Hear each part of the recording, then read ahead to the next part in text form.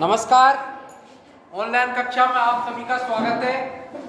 आज कक्षा 10वीं के पाठ 2 अम्ल क्षार एवं लवण, अम्ल क्षार एवं लवण परिवार के बारे में अध्ययन करेंगे।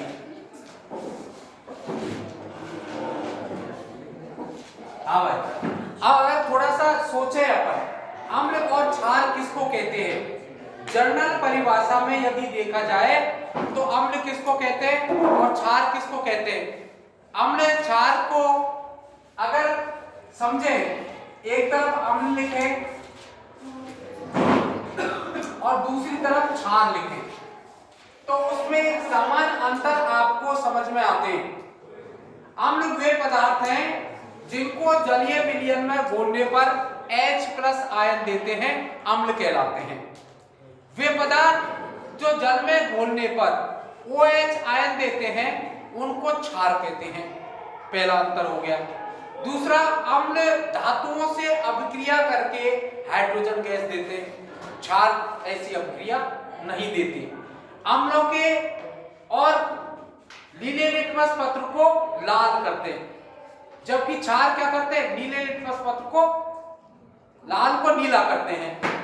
ऐसे इसमें कुछ अंतर है जिनको अपन समझते चलेंगे। अब अम्लों की बात करें तो अम्ल कौन कौन से होते हैं?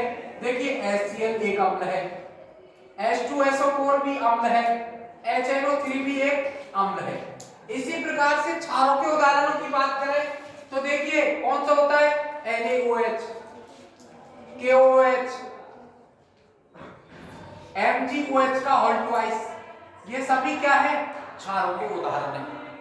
अगर अब मैंने कहा अम्ल और क्षार को पहचाना जा सकता है, पहला अंतर हो गया, H+ आयन देते हैं अम्ल कहलाते हैं, OH आयन देते हैं क्षार कहलाते हैं। वे पदार्थ जो नीले लिटमस पत्र को लाल करते हैं अम्ल कहलाते हैं, लाल लिटमस पत्र को नीला करते हैं क्षार कहलाते हैं। वे पदार्थ जो दाहक प्रवृत्ति रखते हैं अम्ल कहलाते हैं, छूने पर साबुन जैसे लगते हैं वो क्या कहलाते हैं? क्षार कहलाते हैं। इसी प्रकार से जिनको चखने पर खट्टे लगते हैं वो अम्ल कहलाते हैं, और जिनको चखने पर कैसा कसेले स्वाद के होते हैं वो क्षार कहलाते हैं। अब इनके उदाहरण देखें तो HCl, H2SO4, HNO3 अम्ल के उदाहरण हैं। NaOH, KOH, MgOH और विभिन्न प्रकार के उदाहरण हो सकते हैं, ये क्षार के उदाहरण हैं। अब अपन एक थोड़ी सी बात पर और चलते हैं, प्रबल अम्ल और दुर्बल अम्ल की बात करते हैं। प्रबल अम्ल कौन से होते हैं? अम्ल की प्रबलता और अप्रबलता के बारे में दोनों बात कर लेते हैं। प्रबल अम्ल, प्रबल अम्ल, प्रबल अम्ल में देखिए आएगा HCl, HNO3, H2SO4, ये प्रबल अम्ल के उदाहरण हैं। ये प्रबल अम्ल के उदाहरण हैं। दूसरा क्या? दुर्बल अम्ल। दुर्बल अम्ल होते हैं वो है कौन कौन से? C2H5, COOH, CH3, COOH, ये दुर्बल अम्ल है। इसी प्रकार से प्रबल क्षार, प्रबल क्षार, प्रबल क्षार के उदाहरण है NaOH, KOH, MgOH का होल ट्वाइस, ये क्या है? प्रबल अम्ल है, प्रबल क्षार है। ऐसे दुर्बल क्षार है, दुर्बल क्षार, दुर्बल क्षार में आते हैं NH4, OH, NH4, Cl, ये दुर्बल क्षार के उदाहरण है। आपको परीक्षा में उदाहरण ही पूछेगा। परीक्षा में यदि प्रश्न आएगा तो चार आपको स्तंभ ए को स्तंभ ब से मिलाइए, उसमें एक तो प्रबल अम्ल दे देगा, एक दुर्बल अम्ल दे देगा, एक प्रबल क्षार देगा, एक दुर्बल क्षार देगा, उनमें से कोई एक एक उदाहरण इसके डाल देगा। अब आपको तीर के द्वारा मिलाना कौन से पर आएगा, ऐसा प्रश्न आएगा, उसमें आपको ये उदाहरण याद करने ज्यादा कुछ नहीं है। यदि अम्ल की अपन ने बात की थी, अम्ल तो ये हो गई, लेकिन अम्लों की पहचान कैसे करें कि कोई प्रबल अम्ल है, दुर्बल अम्ल है क्या है, तो उसके लिए एक शब्द चलता, सूचक। सूचक, सूचक कहते हैं अम्ल क्षार के परीक्षण में काम आने वाले सूचक कहलाते हैं, इंडिकेटर्स कहलाते हैं। सूचक को देखिए, सामान्य जो सूचक आता है वो लिटमस पेपर का आता है, उसको थैलोफाइटा के लाइकेन पादप से प्राप्त किया जाता है। थैलोफाइटा का लाइकेन पादप होता है, उसकी पंखुड़ियों का निचोड़ होता है, उसके द्वारा अपन किसी पेपर पर वो बना लेते हैं पीएच पेपर, वो क्या नाम है, सूचक पेपर। और सूचक पेपर के ऊपर एक बूंद डालें, अम्लोक्षारों आपको डालनी है। यदि उसका कलर चेंज होता है तो उसके आधार पर अपन उसकी तुलना करके ज्ञात कर लेते हैं। तो इसके बारे में क्या कहा, सूचक वे पदार्थ हैं जो अम्ल क्षार के परीक्षण में काम लिए जाते हैं। सूचक होते हैं, इन सूचकों के लिए क्या हो, एक पैमाना होता है जिसमें 1 से 14 तक कॉलम बने होते हैं। ये स्टैंडर्ड वो है, 1 2 3 4 5 6 7 8 9 10 ऐसे 14 बन रहे हैं इसमें। अब ये 14 बन रहे हैं तो इसमें 0 1 2 3 4 5 6 7 8 9 10 11 12 13 और एक और मान लीजिए 14। अब इसके अंदर क्या होगा, इसमें कलर में जो डिफरेंस है, ये देखिए, आप देखिए मैं बना रहा हूं कुछ ऐसी संरचना, ऐसे तिरछी संरचना चल रही है। ये जो तिरछी चल रही है, इसमें एक तरफ तो अम्ल को प्रदर्शित करेगा, दूसरी तरफ क्षार को प्रदर्शित करेगा। 7 ऐसा उदासीन बिंदु, और 7 से कम क्या होते हैं, अम्ल होते हैं, और 7 से ज्यादा क्या होते हैं, क्षार होते हैं। मतलब 7 से अगर ऊपर जाएंगे तो क्षारकता बढ़ेगी, और 7 से नीचे जाएंगे तो क्या बढ़ेगी, अम्लता बढ़ेगी।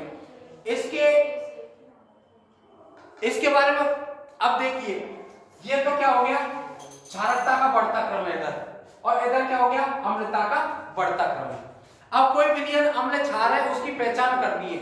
आपको लिटमस पेपर लेना है, लिटमस पेपर के ऊपर एक बूंद डालनी है और उसकी यहाँ तुलना करनी है, वो कहाँ इसके साथ में संयोजित हो रहा है, कहाँ उसका कलर मैच कर रहा है, उसकी पीएच उतनी होगी। लेकिन वर्तमान स्थिति में पीएच पेपर के स्थान पर कैलोमल इलेक्ट्रोड आ गया। कैलोमल इलेक्ट्रोड के अंदर क्या करते हैं, एक मशीन होती है, मशीन के ऊपर स्क्रीन होती है। आपको जिस विलयन की पीएच ज्ञात करनी है उसको जलीय विलयन में घोल लेना है, उसके अंदर कैलोमल इलेक्ट्रोड डालना है, वो सामने पाठ्यांक उस पर बता देता है कि उसका पीएच कितना है। इस प्रकार से तो पीएच का दैनिक जीवन में उपयोग, पीएच का दैनिक जीवन में उपयोग, पीएच क्या होता है, अब देखिए 5 जगह उपयोग है आपकी किताब के अंदर। पहला खेतों की पीएच, मुंह की पीएच, जलाशय की पीएच, आमाशय की पीएच, और इसके अलावा मधुमक्खी के डंक और नेटर पादप की पीएच। इनको क्यों बताया, क्योंकि आप समझ सके कि पीएच को कैसे ज्ञात करेंगे। पहले करें मृदा की पीएच। अब मृदा भूमि है, उसमें फसल बोना है उसे किसान, अब किसान को फसल बोना है तो उसमें कौन सा उर्वरक दिया जाए या कौन सा खाद दिया जाए, तो इसकी जानकारी करने के लिए उस मृदा को जल में बोले और उसकी पीएच ज्ञात करके ये पता लगाया जा सकता है कि मृदा अम्लीय या क्षारीय। यदि मृदा अम्लीय है तो उसमें क्षारीय खाद का उपयोग किया जाता है, यदि मृदा अम्लीय है तो क्षारीय का, और क्षारीय है तो अम्लीय का उसमें उपयोग करेंगे। अब और थोड़ा सा आप देखिए, अधिक उपज प्राप्त करने के लिए किसान ऐसा करता है। दूसरा क्या, जलाशय की पीएच। जलाशय क्या, पानी कहां पे बहकर आता है, खेतों से, खेतों से पानी किसी जलाशय में पानी बढ़ जाता है। इस जलाशय में कुछ जीव जंतु रहते हैं, यदि इनकी पीएच परिवर्तित होगी तो उसमें जीवन यापन करना उनका कठिन होगा, इसलिए इसकी जलाशय की पीएच ज्ञात करके उचित ट्रीटमेंट करना चाहिए, जिससे जलाशय में पल रही मछली, अन्य जीव जंतु क्या हो, उसमें सुरक्षित रह सके। तीसरा क्या हो गया, तीसरा अपन के क्या है कि मुंह की पीएच। मुंह की पीएच, मुंह पर क्या करता है, अपन भोजन करने के बाद में मुंह की ठीक से सफाई नहीं करते, इसके कारण मुंह में क्या पड़ जाते हैं, बैक्टीरिया पड़ जाते हैं। बैक्टीरिया पड़ जाते हैं तो मुंह की पीएच गिर जाती है और 5.5 पीएच पर दांत गलना प्रारंभ कर देते हैं। तो अपन को क्या करना चाहिए, मुंह की पीएच ज्ञात करके उचित क्षमता के मंजन का उपयोग या उचित क्षार के मंजन का उपयोग करना चाहिए। इसी प्रकार से आमाशय की पीएच, अपन कभी कभी बासा भोजन करते हैं और बासा भोजन नहीं करते तो शाम का भोजन कर लें, या फिर अपन ऐसा एसिडिक भोजन कर लेते हैं जिससे उदर दर्द प्रारंभ हो जाता है। उदर दर्द को रोकने के लिए अपन को क्या करना चाहिए, आमाशय की थोड़ा सा फ्लूइड निकालकर उसकी पीएच ज्ञात करें और उचित क्षमता का क्षारक लेना चाहिए। इस प्रकार से अपन क्या करेंगे, उसकी जांच करेंगे। ऐसे ही आप मधुमक्खी नेटल पादप की पीएच, मधुमक्खी नेटल पादप आपने देखा होगा कि कभी जंगल से गुजरते समय नेटल पादप आपकी पत्तियां उसके आपके त्वचा को स्पर्श कर जाए तो आपके ज्वर और पीड़ा होने लग जाती है। तो ऐसी स्थिति में उस नेटल पादप का पीएच ज्ञात करें और उचित क्षमता का क्षारक लगाकर अपन संतोष प्राप्त कर सकते हैं। ऐसे मधुमक्खी का डंक होता है ना, उसमें भी मेथेनोइक अम्ल होता है। मेथेनोइक अम्ल से क्या होती है, एक तो स्वेलिंग आ जाती है और पीड़ा भी होती है। तो इसको रोकने के लिए खाने का सोडा आदि जो भी उसका उपचार के लिए जो बताए उसका उपयोग करना चाहिए। इसी प्रकार से अपन को क्या करना चाहिए, पीएच ज्ञात करके और अपन को होने वाले हानि से बचना चाहिए। अब अपन और थोड़ा सा समझे अम्ल परिवार। अम्लों की रासायनिक अभिक्रिया, अम्लों की रासायनिक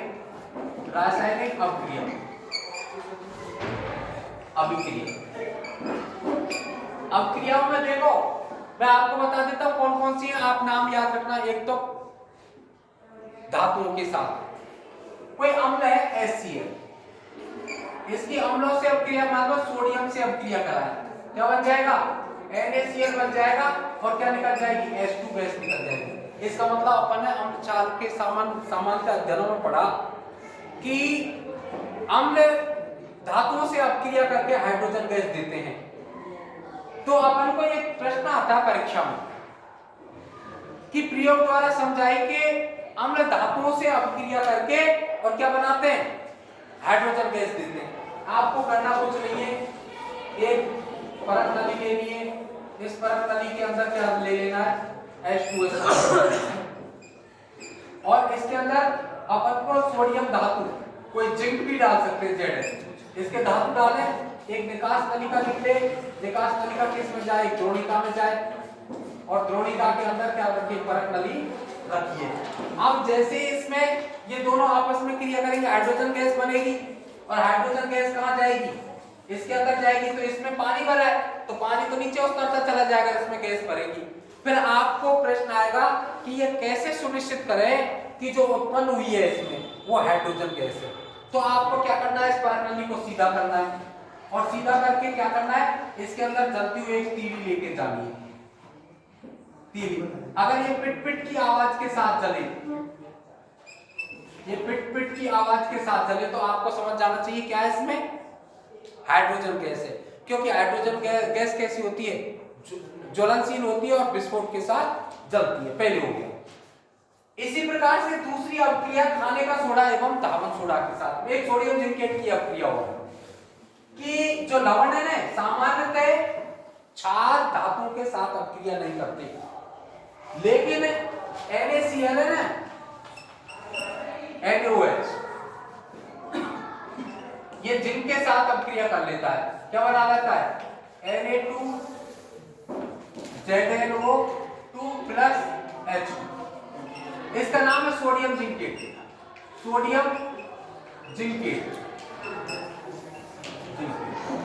सोडियम ये अभिक्रिया पूछेगा, ये स्पेशल अभिक्रिया है, ये अम्लों के साथ नहीं हो रही, क्षारों के साथ हो रही है और ये विभिन्न बार पूछा परीक्षा में।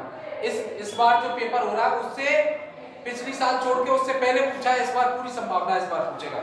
सोडियम जिंकेट की अभिक्रिया सामान्यतः क्षार धातु के साथ अभिक्रिया नहीं करते, किंतु सोडियम हाइड्रोक्साइड जिंक के साथ अभिक्रिया करके बनाता है, तो सोडियम जिंकेट बनाता है और उसका सूत्र ये और उसमें कौन सी गैस निकलती है। दूसरे प्रकार की अभिक्रिया खाने का सोडा एवं धावन सोडा के साथ, खाने का सोडा और धावन सोडा के साथ। अब मैं पूछूंगा कि एक तो HCl तो अम्ल है, इसकी अभिक्रिया किसके, खाने के सोडा के साथ में, क्या सूत्र है, NaHCO3, क्या बनेगा, NaCl बनेगा प्लस क्या बनेगा,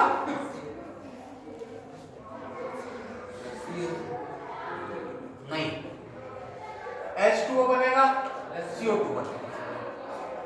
ये अभिक्रिया होगी इसके साथ में कि ये इसके साथ में Cl के साथ अभिक्रिया कर दिया, CO2 निकल गया और H2O बन जाएगा।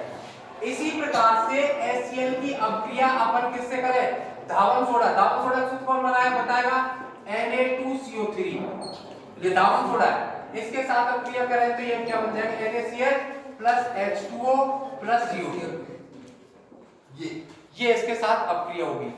एक तीसरे प्रकार की अभिक्रिया है कि प्रबल अम्ल और प्रबल क्षार के साथ, प्रबल अम्ल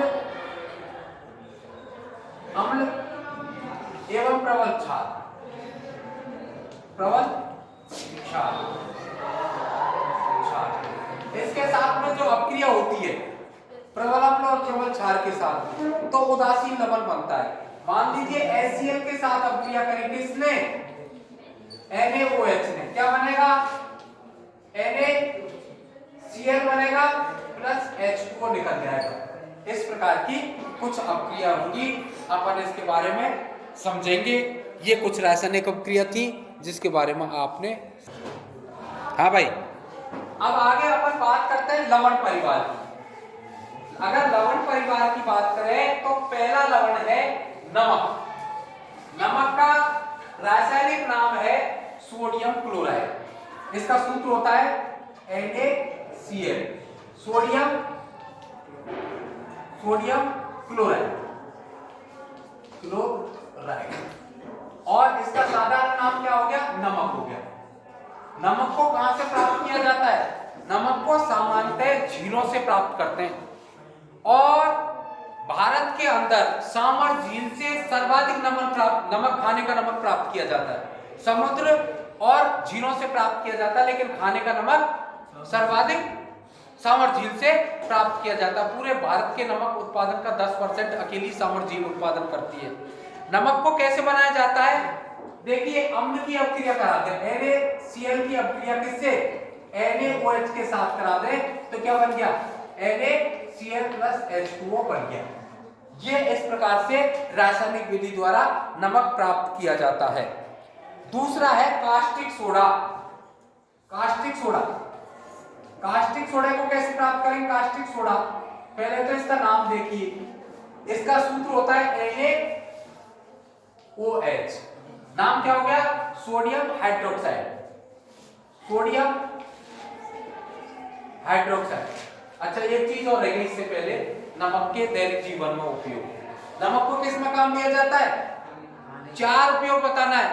एक तो खाद्य सामग्री के रूप में, दूसरा खाद्य सामग्री के परिरक्षण के रूप में, तीसरा खाद बनाने में, चौथा बोलिए खाने का सोडा बनाने में आदि में इसका उपयोग लिया जाता है। इसलिए 4 उपयोग हो गए। अब कास्टिक सोडे की बात करते हैं। कास्टिक सोडा कौन सा, इसका सूत्र होता है NaOH। NaOH का नाम क्या है, सोडियम हाइड्रोक्साइड।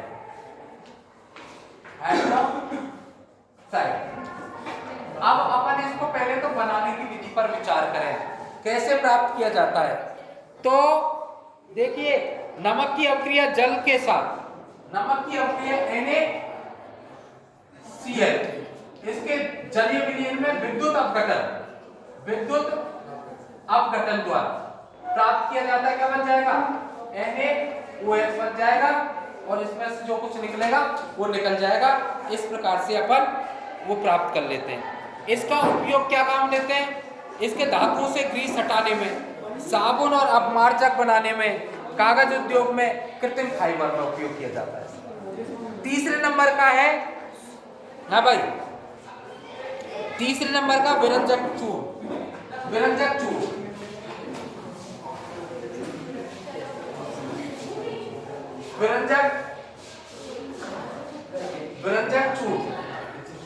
चूर्ण का सूत्र होता है CaOCl2, और इसको जो बनाया कैल्शियम